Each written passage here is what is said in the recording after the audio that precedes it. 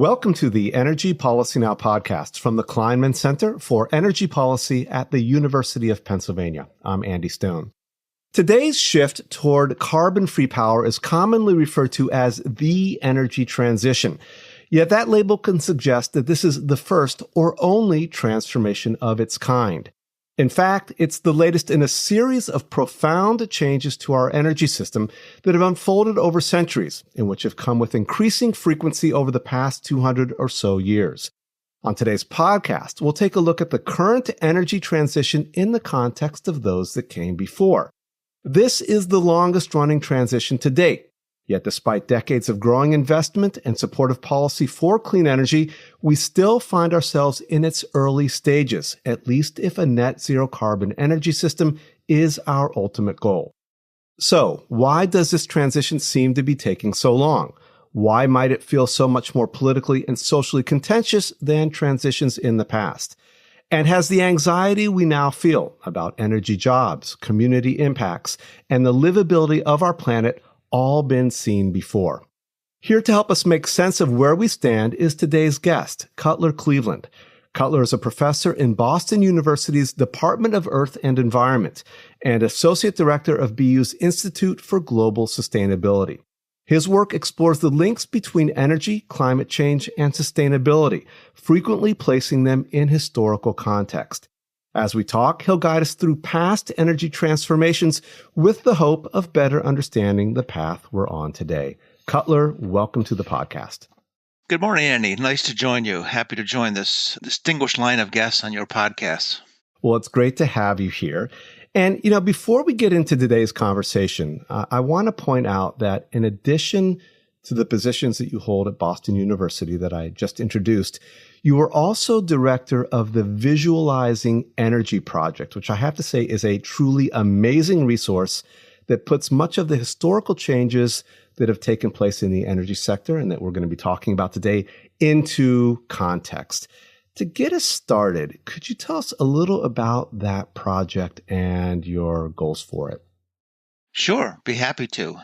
Visualizing Energy was born of a motivation by mine to communicate the oftentimes neglected or misunderstood importance of energy in human existence. Now, that may sound like a ridiculous statement because all of us are familiar with various types of the energy system in our everyday experiences, our monthly utility bill or global headlines about oil passage through the Straits of Hormuz in the Middle East, or filling up our gas tank or recharging our electric vehicle for transportation.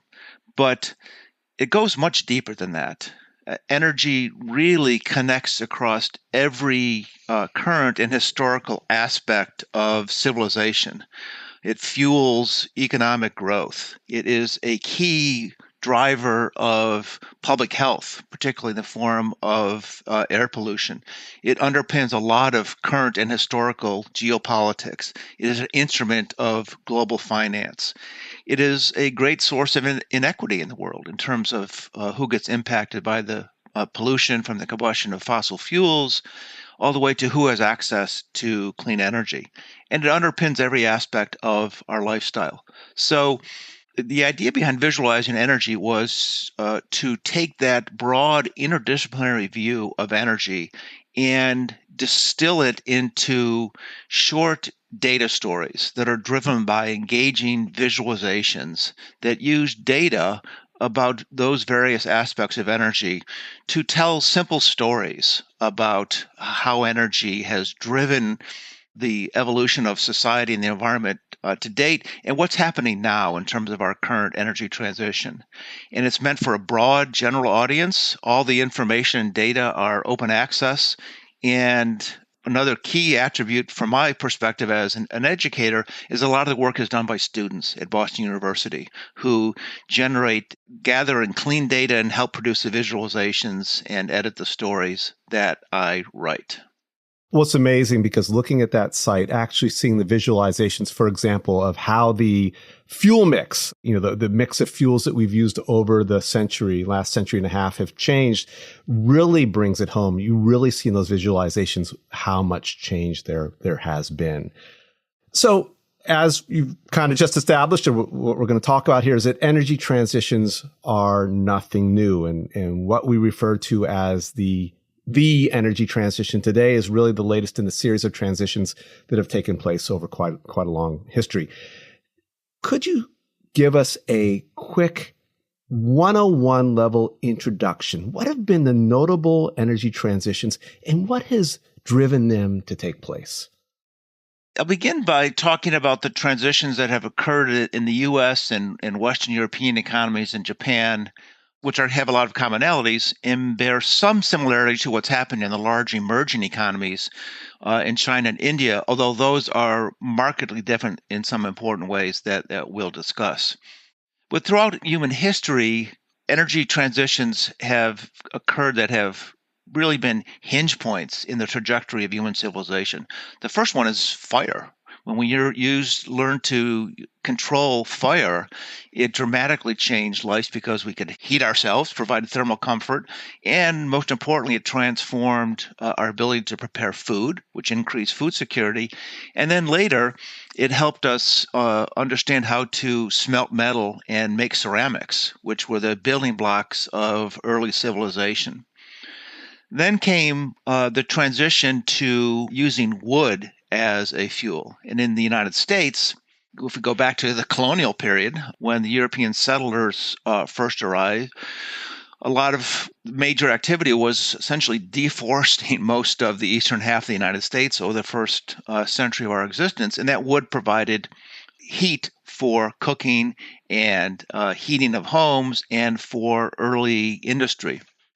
Then, beginning in the 19th century, there was a rapid transition, the first major energy transition in which we replaced coal for wood. And so by the time of the First World War, we had shifted to using about 75% of our energy came from coal. It was a dramatic and pronounced increase, but it took a long time. It took 30, 40, 50 years for coal to fully replace wood. And that is typically what many people view as the Industrial Revolution. So that period when we went from an agrarian, wood-based economy to a more urban, manufacturer, industrial-based economy. And that was directly associated with the use of coal and its associated machines, which in technical terms are called energy converters. So that means the steam engine, which then use the coal to generate electricity, to run textile mills and smelt metals and so on. Then the second major transition occurred between about the time of the First World War through the 1960s, which is when oil and then natural gas replaced coal. So by 1970, oil and gas had almost completely replaced coal, just as coal had replaced wood. And by that time, oil and natural gas were supplying about 70% of the country's energy, and coal had declined in its share, although it was still a primary driver of electricity generation. And so most recently, we now see inroads being made by renewable energy, particularly wind and solar, which have, in relative terms, increased pretty quickly, but on an absolute scale still are in the single digits of total energy use by the United States. We are still largely a fossil fuel driven economy. And of course, with that shift from coal to oil and gas, we had also major changes in the types of the energy converters we use. The development of the internal combustion engine and the automobile, that includes the diesel engine, and then later the natural gas turbines, which are what powers aircraft and which generate electricity in natural gas power plants. So you had this hand-in-hand change in the fuel sources and the machines that converted that energy into useful services like moving people and goods, thermal comfort, refrigeration, and so on. Well, what really stands out is these transitions that you've just described, going all the way back to fire, were based upon the new availability of a new energy resource slash technology. So it seems like the technologies of the resource availability was kind of the beginning, and then the market took over and pulled these through because these were great new resources that people wanted to use. Yeah, that's exactly right. And so, one of the keys, so what you're describing there is, what drove these transitions. And a lot of economic, technological, political, social factors were involved, but at root, it had to do with the attributes of the energy themselves, coal, oil, gas, and the machines that converted those fuels into useful energy services. So in the case of, for example, oil replacing coal, well, that was driven largely by the fact that oil is an amazing resource because it has a very high, what we call energy density, the amount of energy contained in a pound or kilogram of the fuel, and also the amount of energy contained in a certain volume of that energy. So the amount of energy per liter or per gallon, if you want to think of it in terms of a transportation fuel. And so oil has this very unique position, unprecedented amongst all energy sources, of have very high energy density, which makes it feasible and possible to put this little tank of fuel on an internal combustion engine vehicle that weighs a couple thousand pounds and move it 400 or 500 miles across the surface of the earth. That is an amazing feat of physics. And it has to do with that attribute of the fuel. And so wood, on the other hand, is very low, much lower quality in terms of energy and density. And then if you look at the machines doing the work hand in hand, back when we were a wood-based economy and an agrarian economy, what was actually doing all the tasks, the work in everyday life? Well, it was people and horses. And so people are relatively inefficient energy converters. We can't do physical work very quickly. Horses, on the other hand, are 6 times more powerful than humans. And so when we learned to domesticate horses, that was a major transition. The amount of time it took for a person to till an acre of land was reduced 6-fold when we developed the ability to use horses. So think about what that meant. All of a sudden, the average farmer was 6 times more productive, which freed people from having to grow food. And so people were then able to start to move to cities or early towns, and it opened up the possibility for diversification of the economy. They could become merchants, they could become artists, they could become whatever, something other than growing food. And then as you move through the progression of these new machines, you move to the early water wheels, which were very powerful and could saw wood or grind grain way faster than a horse turning a millstone. And then the steam engine, and then the internal combustion engine and the gas turbines. And now you're talking about machines that can do work compared to those early energy converters hundreds of thousands or millions of times more powerful. So the combination of these higher quality fuels and these new devices that converted that energy into useful services enable the economy to spin much faster. And that's what enabled economic growth to occur to the extent that it did. It's no surprise that the rapid expansion of the economies in Europe and the United States occurred in the 19th century, and particularly much more quickly in the early 20th centuries, because it was physically possible to do so because of the changes in the energy system. So you're talking about how energy has charged the economies of the world, made growth happen much more quickly. And you have said that the world is now, quote, full, end quote. What exactly do you mean by that? And how does that condition the nature of today's energy transition, particularly in comparison to what we've seen in the past?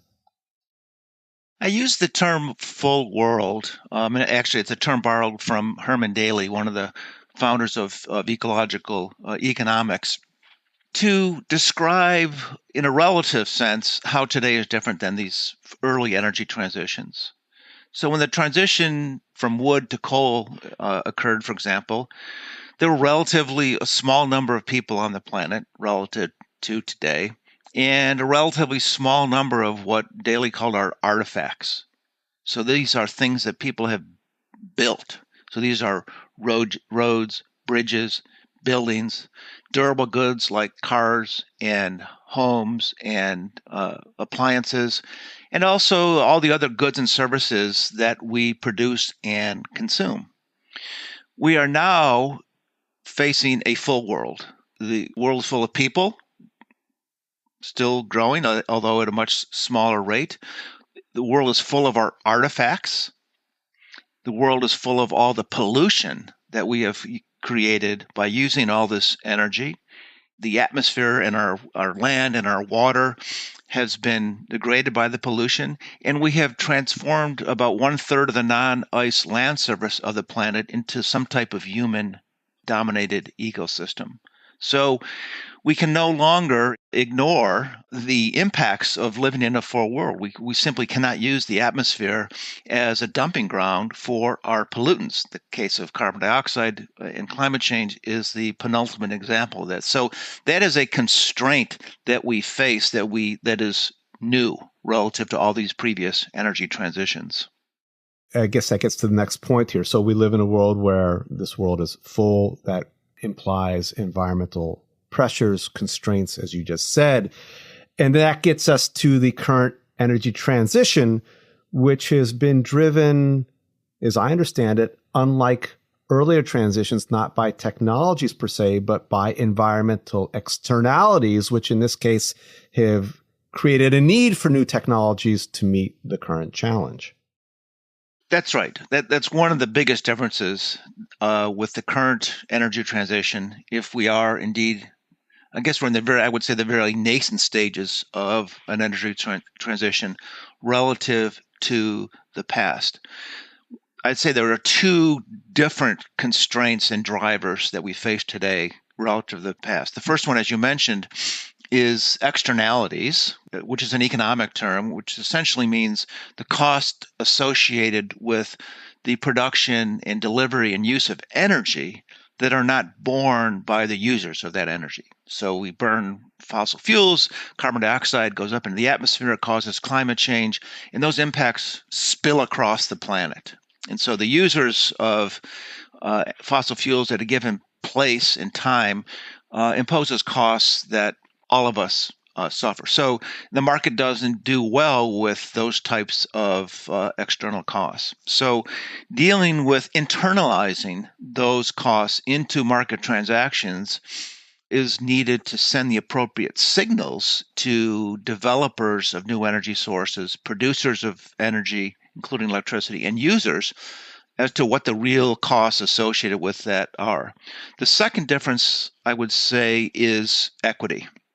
There are tremendous inequities in the world writ large, and we're aware of many of those.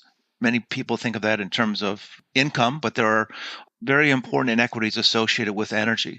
The first is historic inequities associated with who's exposed to the historic impacts of pollution associated with the fossil fuel energy system. And those show a distinct inequity across class, race, income, and almost any other indicator of social standing that you want to use. The other important equity is access to clean energy. So there's still more than 1 billion people in the world who cook with wood and dried animal dung. And that has tremendous impacts on the quality of life for those people. A lot of those people live in rural places in China and India and sub-Saharan Africa. That those fuels are tremendously polluting. They produce a lot of particulate matter, which causes a lot of premature mortality in those regions of the world. And they impose a lot of costs on the people, largely women, who have to go out and collect those fuels. And as we look at the developed world, access to clean energy in the form of rooftop solar and electric vehicle charging infrastructure also shows distinct inequities. So people are much more aware and concerned about these equities. Well, some parties are. And so along with the need to internalize the cost of carbon and other aspects of pollution, and to ensure equitable access to clean energy technologies are two key drivers that were not there in the past. Well, it's stating the obvious here, but we now live in a political environment in the United States with the current administration, the current Congress, where equity and access to clean energy and clean energy generally are in the crosshairs. And that brings me to the next issue, which is just kind of building upon what we've been talking about here. And that's that talk about externalities. Markets necessarily aren't going to address those externalities without some sort of guidance. And that's where coordinated policy comes in to making this transition happen. So again, this transition is not something that's happening. I hate to use this word, but I guess it's the best word that comes to my mind. Quote, naturally, based upon some new resource, but it is driven by an externality, environmental externalities, and then it must be pushed forward, at least in good part, by policy. Yes. So as someone who's knows a lot about energy, has talked to a lot of energy experts, you obviously know that the term coordinated policy is an oxymoron, at least in the United States, because we certainly don't have that, and certainly that doesn't happen at the global level. But I get your point. So, the challenge that we face today is since time immemorial, at least in the modern world, what is the balance between free markets and government intervention? And we want to be careful to not have the government, I'm speaking of the United States here, because that's what I know the most about. We don't want the government clearly have a strong hand in picking winners and losers in the sort of energy technology area, because we don't have a super track record in that. But markets do need to be steered, particularly when it comes to these carbon and other environmental externalities and equity, because the free market doesn't deal well with meeting those criteria. So you think those are important, then there is a clear case for the government to be involved and to steer the energy system in a particular direction.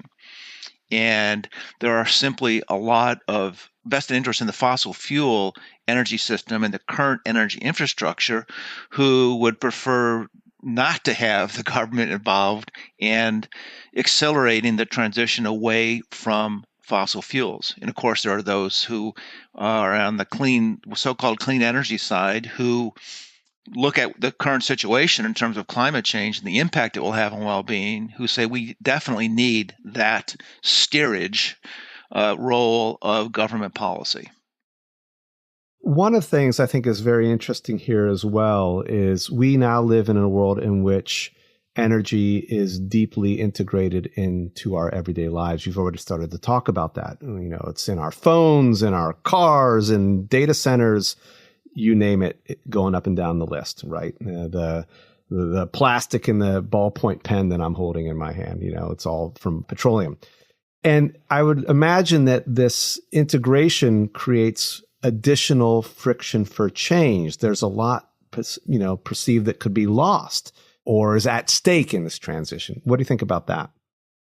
There is a lot at stake, but I think the one thing we haven't talked about here, this is a perfect time to interject it, is the role of fake news and disinformation about energy. That fake news and disinformation is ubiquitous now in society across many issues, and energy is no exception. So this harkens back to, I'm dating myself here, back to the 1970s and the Carter administration when we had severe energy price increases due to geopolitical events in the Middle East, which caused tremendous increases in the price of gasoline and energy in general, and it was driving a significant recession. And Jimmy Carter came online in a famous speech and essentially said, look, we got a problem here. And the problem is how we use and rely on energy, which makes ourselves vulnerable to energy price increases. And so we need to develop clean energy. I think he actually used the word sacrifice, which of course is political suicide in the United States. Yeah, that didn't go over so well. And right? so on and so forth. And then along comes Ronald Reagan, who says, there's no need to sacrifice. We need to unleash the free market to deliver this abundant energy that the planet holds. And that argument won the day. And so we have a real challenge in the United States of people painting a picture of, shifting to renewable energy, which will cause the price of energy to go up, and we'll all be sitting in, our freezing living rooms, huddled in blankets in front of shuttered television sets because we won't have enough energy. So that is a specter that in various reincarnations is being used today as people suggesting that our very way of life that we so cherish, which was built on cheap, abundant energy, is threatened by a shift to clean energy, which is certainly probably not the case, but it's certainly very powerful politically. Well, there's also the impacts on energy communities, on industries. You talked about vested interests, and I think those concerns are very understandable. Don't get me wrong on that. But when we're talking about vested interests, my perception is, and correct me if I'm wrong, that the energy industry in the past, during past transitions, was not as well as established as it is today. And the pushback from vested interests with a lot to lose maybe wasn't quite as strong in the past as well. Yes, I think that's probably true. And the vested interests who were, being replaced, I mean, were the horse and buggy manufacturers up in arms and had power to fight against the internal combustion engine? Or the coal industry, right? When oil and gas came along, would that be a better analogy? Yes, that's certainly the case.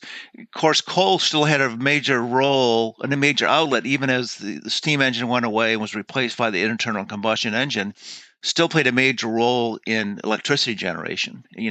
Coal generated half the nation's electricity for more than 50 years in the early 20th century. So, but you're right, they were much less powerful. Now, oil is the lifeblood of modern civilization. Natural gas is closing in, largely due to advances in hydraulic fracturing, and which has created an enormous boom in energy in the United States, and the ability to transport energy globally now through advances in liquefied natural gas transportation. So we now have these very powerful actors sitting atop a vast store of remaining carbon in the Earth's crust who, don't want to see things change at some fundamental level, despite what they say on their websites, most of which is just hogwash.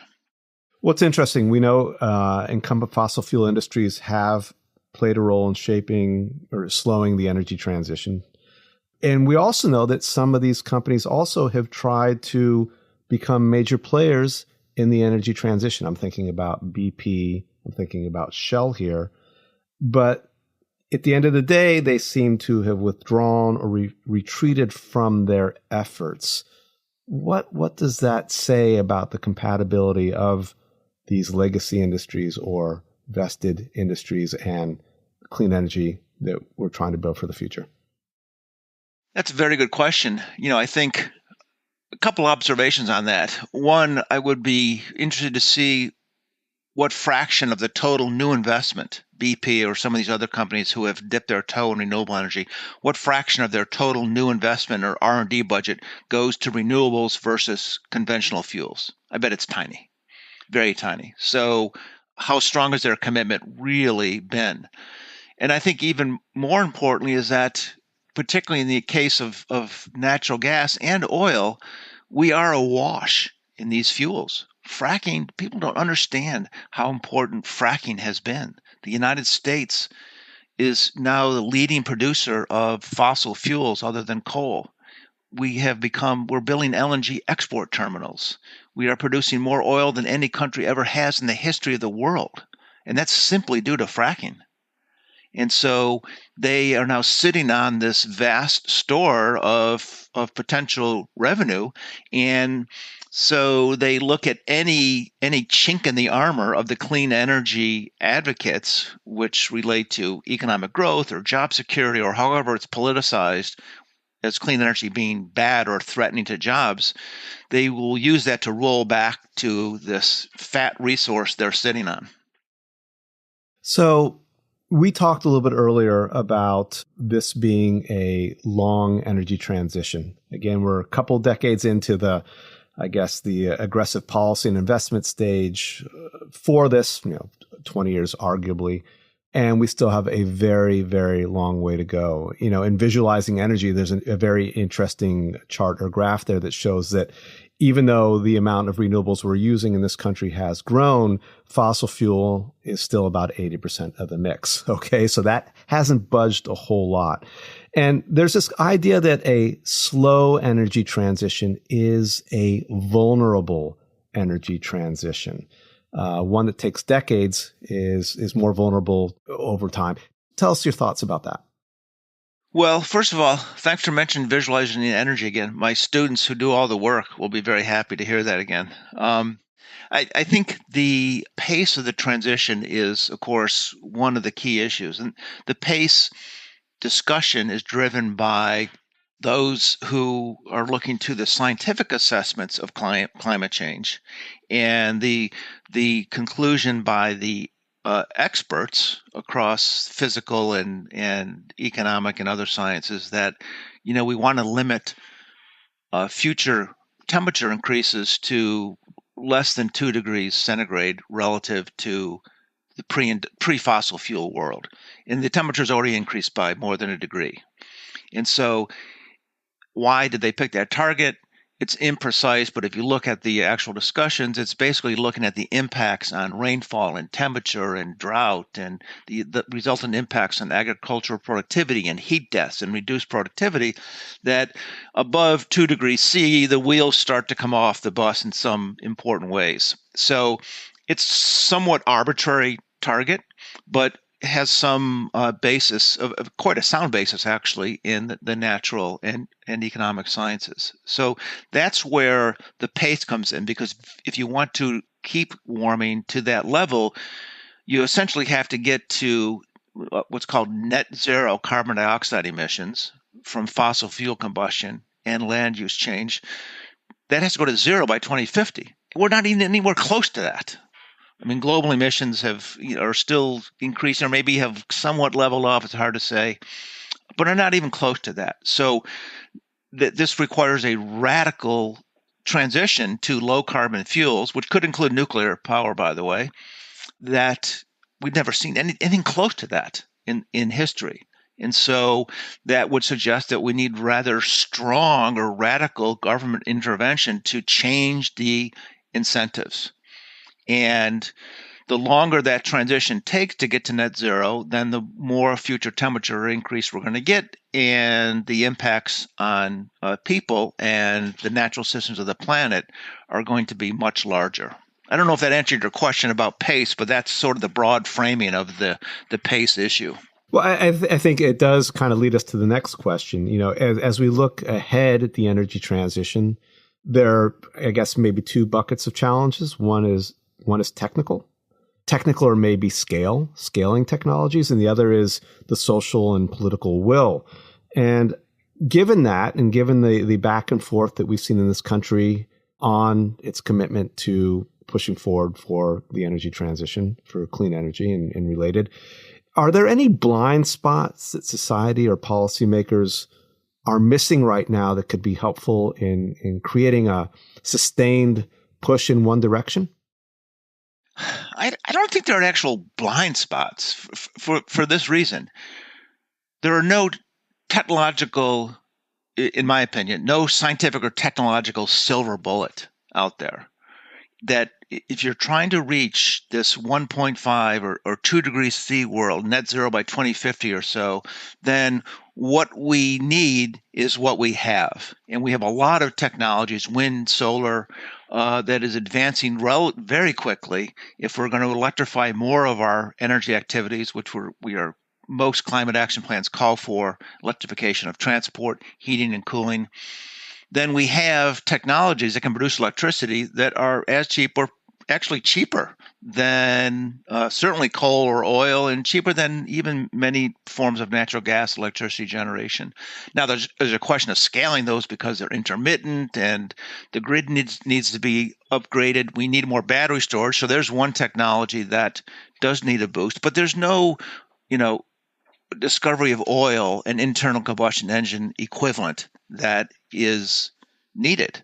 We have the ability to move quickly now. So I think that is an important observation.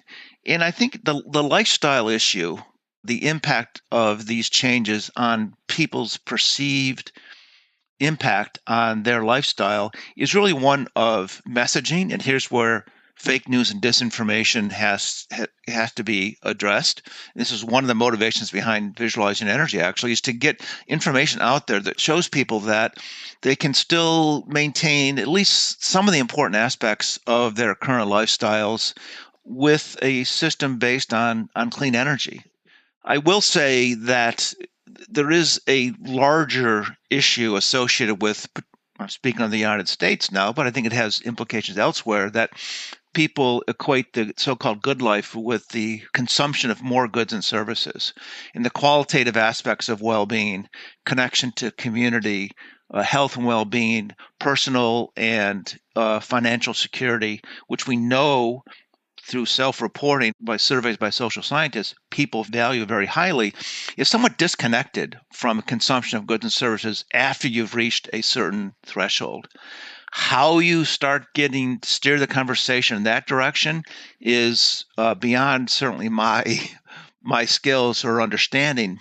But anyone who can engage Americans in a debate about the qualitative improvements in our existence as opposed to the quantitative aspects will go a long way to reducing the amount of energy we need to sustain our lifestyles. I think there's also an issue here, which is the control of the narrative over the energy transition. I think that renewable energy has been framed quite successfully in a very counterproductive way as being unreliable because it's intermittent. Not to understate the complexity of integrating renewable energy, intermittency is a real issue, but there are technological solutions, including co-locating, renewable energy with storage, increasing the size and the robustness of the grid that could go a long way to ensuring that a grid that's highly dependent upon renewables is also an extremely reliable grid.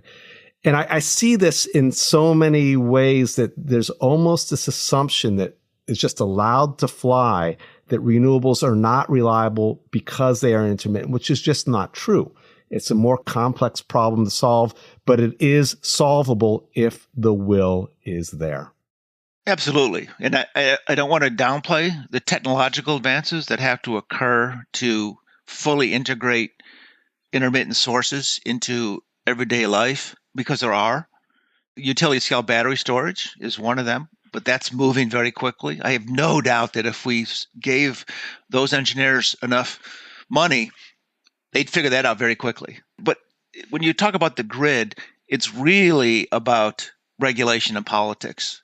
We need to be much more effective at moving power around the grid in ways that don't require, there's some technologies that have to be developed in power engineering to help that happen, but it's really about how we regulate the grids. In the United States, that's about at the federal level, the Federal Energy Regulatory Commission, and in the regional independent system operators and every state Department of Public Utilities. And so there's tons of research that shows that better regulations will help wheel power much more effectively and get it from where it's going to be generated by intermittent sources to where it's needed. So that is entirely political will at every scale of governance.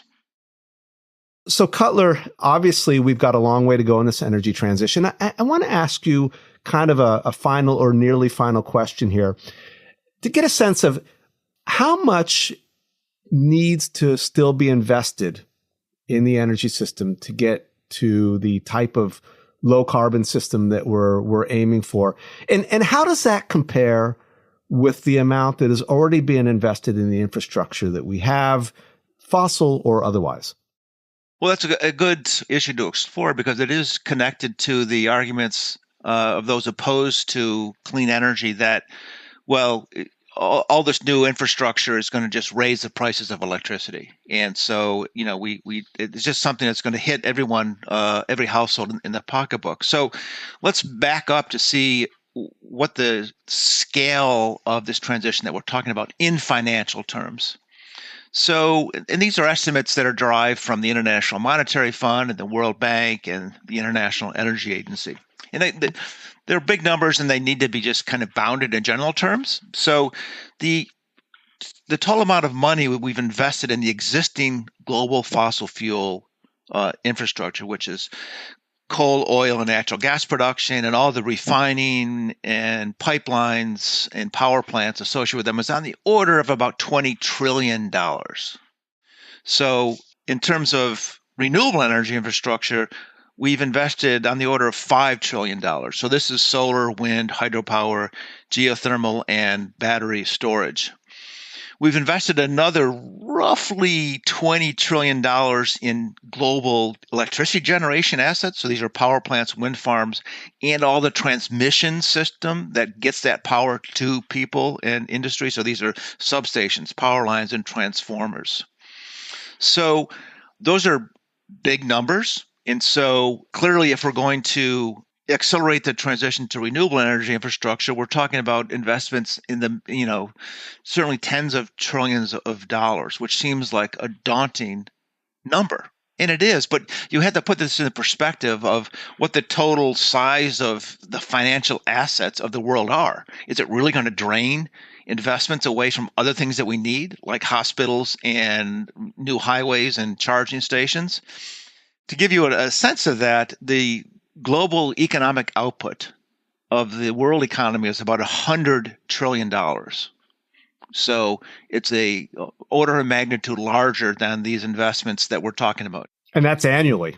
That's annual. So GDP is a flow, it's churned out every year, whereas these values of assets are stocks. They're things that are actually sitting there. So they're a little bit of apples and oranges. But just to give you a sense of the scale. And so we spend $2 trillion a year on global military spending and another $10 trillion a year on global health spending. So if you think about the amount of money that's needed to build this new energy infrastructure, it's very large, but I don't think it's outsized relative to what the world economy can absorb, and will certainly is not going to divert investment away from other things that people need and want. What's also the source of new economic opportunity, manufacturing, everything that goes along with it. Oh, of course. And this, of course, my mind immediately goes to the United States and another issue that we talked about how this is being spun. Where is a lot of the new clean energy infrastructure being built in the United States? Where are the new investments from the Inflation Reduction Act, which the Biden administration implemented and which the Trump administration hates and has tried to dismantle? It's in a lot of what are so-called red states, right? Leading clean energy producer in the world in wind energy is Texas, and Oklahoma is number 2 or 3. Where are new electric vehicle and battery factories being built? They're being built throughout the South and the coastal eastern United States. So there's lots of jobs to be had in this clean energy transition. Not every oil rig worker is going to be replaced by someone building solar cells. No, but there's a lot of crossover. People who do cement jobs on drill rigs can also be used to pour large concrete pads for wind farms. So there's tremendous economic opportunities in this clean energy transition as well. Cutler, thank you very much for talking. Absolutely. Thank you so much, Andy. Great to join this conversation. Today's guest has been Cutler Cleveland, Associate Director of the Institute for Global Sustainability at Boston University. For more podcasts, as well as energy policy research, blogs, and events, visit the Kleinman Center website, where you can also sign up for our monthly newsletter. Our web address is kleinmanenergy.upenn.edu. Thanks for listening to Energy Policy Now, and have a great day.